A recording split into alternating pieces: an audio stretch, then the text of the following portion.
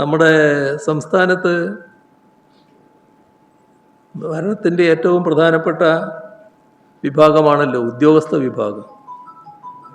ഈ ഉദ്യോഗസ്ഥന്മാരുടെ ഇടയിൽ വലിയ തോതിലുള്ള അസ്വസ്ഥത, അസംതൃപ്തി രൂപം കൊള്ളുന്നു എന്നത് ഗൗരവമായി കാണേണ്ടതായിട്ടുണ്ട്. അത് ഭരണമാറ്റത്തിൻ്റെ മറവിൽ സർക്കാരും ഭരണാനുകൂല സംഘടനാ നേതാക്കളും രാഷ്ട്രീയ താൽപ്പര്യാർത്ഥം മാനദണ്ഡങ്ങൾ പൂർണ്ണമായി ലംഘിച്ചുകൊണ്ടാണ് സ്ഥലമാറ്റം നടത്തുന്നത്. മാത്രമല്ല, വ്യത്യസ്ത രീതിയിലുള്ള പീഡനങ്ങൾ, ഭീഷണി ഇതെല്ലാം തുടരുകയാണ്. സർവീസ് മേഖലയാകെ കടുത്ത അസ്വസ്ഥത ഉണ്ടായിരിക്കുന്നു. ഇത്തരത്തിലുള്ള പ്രതികാര നടപടികളുടെ ഭാഗമായി പല ജീവനക്കാരും അതിന് ഇരകളാവുകയാണ്. അതിൻ്റെ ഭാഗമായി ജീവൻ പൊലിയുന്ന ദാരുണമായ സംഭവങ്ങളും ഉണ്ടായിട്ടുണ്ട്. ഇപ്പോൾ ചൊക്ലി ഫാമിലി ഹെൽത്ത് സെൻ്ററിലെ സി ദീപാലേഖ അവർ പല സ്ഥലമാറ്റങ്ങൾക്ക് വിധേയായി എന്നാണ് പറയുന്നത്. സ്ഥലമാറ്റത്തെ തുടർന്ന് പലതരത്തിലുള്ള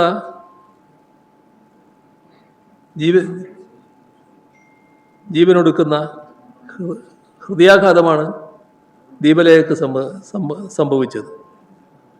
അവർ കുഴഞ്ഞു വീണ് മരണപ്പെടുന്ന അവസ്ഥയുണ്ടായി. മറ്റൊരു പരാതി ഇതിൻ്റെ കൂട്ടത്തിൽ വന്നത് കാസർഗോഡ് സീനിയർ ക്ലർക്ക് ആശാരത അവർ ആത്മഹത്യ ചെയ്യുന്ന നിലയുണ്ടായി എന്നും ആക്ഷേപങ്ങൾ ഉയർന്നിട്ടുണ്ട്. പരിയാരം മെഡിക്കൽ കോളേജിലെ സീനിയർ ഡോക്ടറാണ് കെ വി രാധാമണി. ദശാബ്ദങ്ങളായിട്ട് ജോലി ചെയ്യുന്നവരാണ്. അവരെ രോഗികളുടെ മുന്നിൽ വെച്ച് ഒരു ഭരണാനുകൂല സംഘടന, NGO അസോസിയേഷൻ നേതാക്കളാണെന്നാണ് പറയുന്നത്, അവർ ഭീഷണിപ്പെടുത്തുന്നു. ഭീഷണിപ്പെടുത്തുക എന്ന് പറഞ്ഞാൽ കേൾക്കാൻ പറ്റാത്ത അറപ്പുളവാക്കുന്ന വാക്കുകളാണെന്നാണ് പറയുന്നത്. അപ്പോൾ സാധാരണഗതിയിൽ അത്തരമൊരു അനുഭവമൊന്നും അവർക്കുണ്ടാവില്ലല്ലോ. അവർക്ക് ഹൃദയാഘാതമുണ്ടാകുന്നു. ഹോസ്പിറ്റലിൽ വെച്ച് തന്നെ ആയതുകൊണ്ട് അപ്പം തന്നെ അവിടെ അഡ്മിറ്റ് ചെയ്യാനുള്ള സൗകര്യം ഉണ്ടായി എന്നുള്ളത് മറ്റൊരു കാര്യം. പക്ഷേ എത്ര ഹീനമായാണ് പെരുമാറുന്നത്. കോഴിക്കോട് ജില്ലയിൽ ഒരു പോലീസ് ഉദ്യോഗസ്ഥൻ കൊളത്തൂർ പുതുക്കുടി സുബിൻലാൽ ഇത്തരം ക്രമവിരുദ്ധ സ്ഥലമാറ്റത്തിൽ മനംനൊന്നുകൊണ്ട് ജീവനൊടുക്കുന്ന അവസ്ഥയുണ്ടായി. ഇവിടെ നമ്മുടെ തിരുവനന്തപുരത്ത് നടന്നൊരു സംഭവം അതീവ വിചിത്രമായൊരു കാര്യമാണ്. തിരുവനന്തപുരം ഐരാണിമുട്ടം സാമൂഹ്യാരോഗ്യ കേന്ദ്രത്തിൽ സന്ദർശനം നടത്തിയ ആരോഗ്യമന്ത്രിയുടെ പ്രൈവറ്റ് സെക്രട്ടറി ഒരു സീനിയർ വനിതാ മെഡിക്കൽ ഓഫീസറോട് ഔമര്യാദയായി പെരുമാറി. ആരായി പ്രൈവറ്റ് സെക്രട്ടറി? നമ്മൾ കാണേണ്ടത്, ഞാൻ ആ സെക്രട്ടറി ആരെന്നല്ല ചോദിക്കുന്നത്, പ്രൈവറ്റ് സെക്രട്ടറി എന്ന സ്ഥാനം എന്താണെന്ന് മനസ്സിലാക്കാൻ തയ്യാറാകണം. പ്രൈവറ്റ് സെക്രട്ടറി ഈ ബന്ധപ്പെട്ട മന്ത്രിയുടെ പ്രൈവറ്റ് സെക്രട്ടറിയാണ്. അയാൾ മന്ത്രിയല്ല. മന്ത്രി പോകുന്നത് പോലെ പോയി സന്ദർശിക്കാനും പരിശോധിക്കാനും പ്രൈവറ്റ് സെക്രട്ടറിക്ക് അധികാരമില്ല, അവകാശമില്ല. ഈ കേരളത്തിൽ ഒരു ഘട്ടത്തിലും അത്തരം നടപടികൾ ഉണ്ടായിട്ടില്ല. ചെയ്യാൻ പാടില്ലാത്തൊരു കാര്യമാണ്. ഇവരെ സഹായിക്കുന്നവർ മനസ്സിലാക്കേണ്ട ഒരു കാര്യമുണ്ട് കേട്ടോ. സഹായിക്കുന്ന ധാരാളം ആളുകൾ നിങ്ങളുടെ കൂട്ടത്തിലുള്ളത് കൊണ്ട് ഞാൻ പറയുകയാണ്, ഇത്തരം കാര്യങ്ങൾ സഹായിക്കാൻ നിൽക്കരുത്. നാടിൻ്റെ ഒരു ക്രമമുണ്ട്. ആ ക്രമം തെറ്റിച്ചു പോകുന്നതിനെ അത് ക്രമം തെറ്റിക്കലാണ് എന്ന് തന്നെ പറയാൻ തയ്യാറാവണം. അല്ലെങ്കിൽ നാളെ അത് ആപത്തുണ്ടാക്കും. നാം വിചാരിക്കാത്ത തരത്തിലുള്ള ആപത്തിലേക്ക് എത്തിക്കും. ഈ പ്രൈവറ്റ് സെക്രട്ടറി മന്ത്രിക്ക് പകരമായിട്ട് ഇടപെടേണ്ട ആളല്ല. മന്ത്രിയെ സഹായിക്കാൻ ആവശ്യമായ നടപടികളെയൊക്കെ സ്വീകരിക്കാം. പക്ഷേ ഒരു തരത്തിലും മന്ത്രിക്ക് പകരമായി സന്ദർശിക്കാനോ ഭരണ നടപടികൾ ഇടപെടാനോ പ്രൈവറ്റ് സെക്രട്ടറിക്ക് അധികാരമില്ലാത്തതാണ്.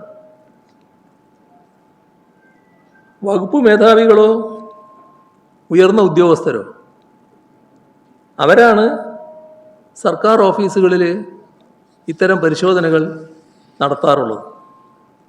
അപ്പോൾ ആരോഗ്യമന്ത്രിയേക്കാൾ മുകളിൽ താൻ എന്ന ഭാവത്തിലാണോ ഈ പ്രൈവറ്റ് സെക്രട്ടറി നിൽക്കുന്നത് എന്ന് പരിശോധിക്കുന്നത് നല്ലതാണ്.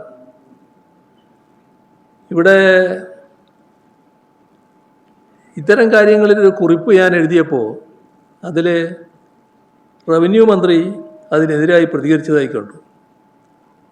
അദ്ദേഹം പറയുന്നത് മെയ് 18 അധികാരത്തിൽ വന്ന സർക്കാരിന് മെയ് 12 നടന്ന ട്രാൻസ്ഫറിൽ എന്ത് ഉത്തരവാദിത്തമാണ് എന്നാണ് ചോദിക്കുന്നത്.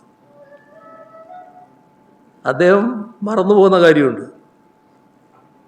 ഞങ്ങൾ നിയമസഭയിൽ ഇക്കാര്യത്തിൽ അടിയന്തര പ്രമേയം അവതരിപ്പിച്ചിരുന്നു. അത് സഭാരേഖയിലുണ്ട്. നിയമസഭാ തെരഞ്ഞെടുപ്പ് ഫലം വന്ന ഉടൻ മെയ് 4 തന്നെ ഞങ്ങൾ രാജി സമർപ്പിച്ചു. തുടർന്ന് ഭരണമാറ്റം അത് മുതലെടുത്തുകൊണ്ട് ഭരണാനുകൂല സർവീസ് സംഘടനാ നേതാക്കൾ ലെറ്റർ പേഡുകളിൽ സ്ഥലം മാറ്റത്തിനുള്ള നിർദ്ദേശങ്ങൾ ഉന്നത ഉദ്യോഗസ്ഥർക്ക് നിയമവിരുദ്ധമായി നൽകുകയാണ്. ആ ലെറ്റർ പേഡിൽ തയ്യാറാക്കി നൽകുന്ന പട്ടികകൾ അതേപടി സൂചനയായി കാണിച്ചുകൊണ്ട് സ്ഥലം മാറ്റ ഉത്തരവുകൾ മെയ് 18 മുൻപ് ഇറങ്ങുകയാണ്. ഇത് ഉത്തരവിലുണ്ട്. ഇത് നമ്മുടെ സിവിൽ സർവീസിൻ്റെ ചരിത്രത്തിൽ ഒരു കാലത്തും ഇല്ലാത്തൊരു കാര്യമാണ്, കേട്ടുകേൾവിയില്ലാത്ത കാര്യമാണ്. അപ്പോൾ ഭരണത്തിൻ്റെ മറവിൽ ഭരണാനുകൂല അണികൾ നടത്തുന്ന ഇത്തരത്തിലുള്ള നിയമവിരുദ്ധ നടപടികൾക്ക് സർക്കാർ പിന്തുണ നൽകുകയാണ്. മന്ത്രിമാരും മുഖ്യമന്ത്രിയും അതിന് പിന്തുണ നൽകുകയാണ്. സർവീസ് അവകാശങ്ങൾക്കായി ശബ്ദമുയർത്തുന്ന ജീവനക്കാരും സംഘടനകളും അവരെല്ലാം പൊതുവേദികളിൽ അപഹസിക്കുകയും പരസ്യമായി ഭീഷണിപ്പെടുത്തുകയും ചെയ്യുന്ന സമീപനമാണ് മുഖ്യമന്ത്രി അടക്കം സ്വീകരിക്കുന്നത്. ട്രാൻസ്ഫറുകൾ പൊതുമാനദണ്ഡം അനുസരിച്ചാണ്. ഇനിയും ട്രാൻസ്ഫർ നടത്തും എന്ന് മാനദണ്ഡ വിരുദ്ധമായി ട്രാൻസ്ഫറുകൾ നടത്തുന്നൊരു സ്ഥലത്ത് മുഖ്യമന്ത്രി തന്നെ പറയുന്ന അവസ്ഥ വന്നാൽ പിന്നെ എവിടെയാണ് എത്തുക കാര്യങ്ങൾ? ഇത് ഭരണരംഗത്തെ തീർത്തും അസ്വസ്ഥമാക്കുന്ന ഒന്നാണ്. ഇപ്പോൾ സർക്കാർ ജീവനക്കാരുടെ ജീവനും ആത്മാഭിമാനത്തിനും വില കൽപ്പിക്കാത്ത ക്രമവിരുദ്ധമായ നിലപാടുകൾക്കെതിരെ ശക്തമായ പ്രതിഷേധമാണ് ഇന്ന് സംസ്ഥാനത്ത് ഉയർന്നു വരുന്നത്. സിവിൽ സർവീസിനെ ഈ ചുരുങ്ങിയ മാസങ്ങൾ കൊണ്ട് ഭരണകൂട ഭീകരതയുടെ കുരുതിക്കളമാക്കുകയാണ് സർക്കാർ ചെയ്തിട്ടുള്ളത്. ഇത്രയാണ് ആമുഖമായി പറയാനുള്ളത്.